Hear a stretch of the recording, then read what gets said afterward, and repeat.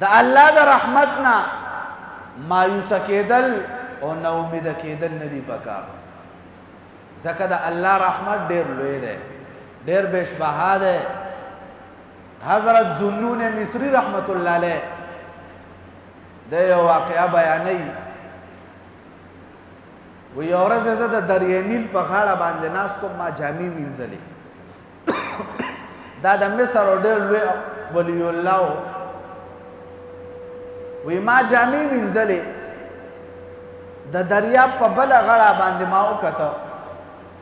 چې یو رئیس شهزاده د هغه یو نوجوان زوی دی هغه پروت دی شهزاده پروت دی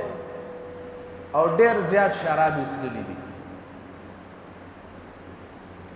او د ډېر شراب څښلو د وجې نه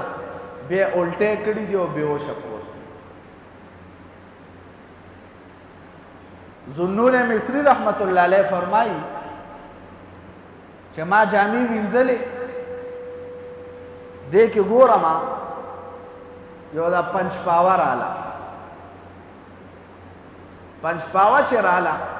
دې کې ورپسې هلته نه د ځنګل د طرفه یو غټ لړم را روان دی دا پنج پاوه راله د دې دریاب په دې غاړه باندې ودرېده دا لړم رالو په دغه پنج پاوه باندې کېناست وی ما چې دا وکتل ما ویل چې دا معامله بله ده دا د عالم غیب نه یو واقعه رونما کېږي څه سبق آموز واقعه ښکاري ذوالنون مصری رحمت الله علیه فرمایي چې ما په کرایه باندې کشتۍ ونیوه او زم دې پسې روان شو لړم پې دبره ناست دی پنج پاوه لاندې ده هغه والا کشتۍ ځان نه جوړه کړې ده او دوی روان دي زم ورپسې روان یم زه ګورم چې دوی چېرته ځي ذوالنون مصری رحمت الله علیه فرمایي چې د دریاب بلې غاړې له دوی ورسېدل زم ورپسې ور ورسېدل وی ما چې وکتل یو رئیس شهزاده دی پروت دی نشې حالت کې دی الټې کړي دي شراب یې دومره څښلي دي چې ټول شراب یې الټې کړي دي او بېهوشه پروت او دې کې وایي د هغه طرف نه یو تور مار را روان دی غټ وی زه ولاړم د دریاب په غاړه کشتۍ نه ایله کوشوی او وی دغه لړم په دې پنج پاوه ناست دی او روان دی لیکن لړم چې څنګه دغه مار وکتو لړم فورا ودانګل او دغه مار له یو ټک ورکړ دا مار را روانو دی نوجوان طرف لا دغه لړم ور ودانګل دی مار له ټک ورکړو مار یې مړ وی زه رالم د دغه نوجوان سر له داسې ودرېدم بېهوشه دی کله چې په هوش کې راغی دغه لړم بیا رالو په پنج پاوه کېناست ولاړ نوجوان ما نه تپوس کوي حضرت ته خو د مصر اولیاء الله یې ته ما غوندې بدعمله سړي ته څه له ولاړ ذوالنون مصری رحمت الله علیه فرمایي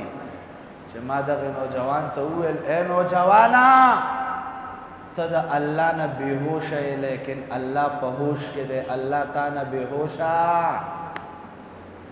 ته الله نه غافل یې الله تا نه غافله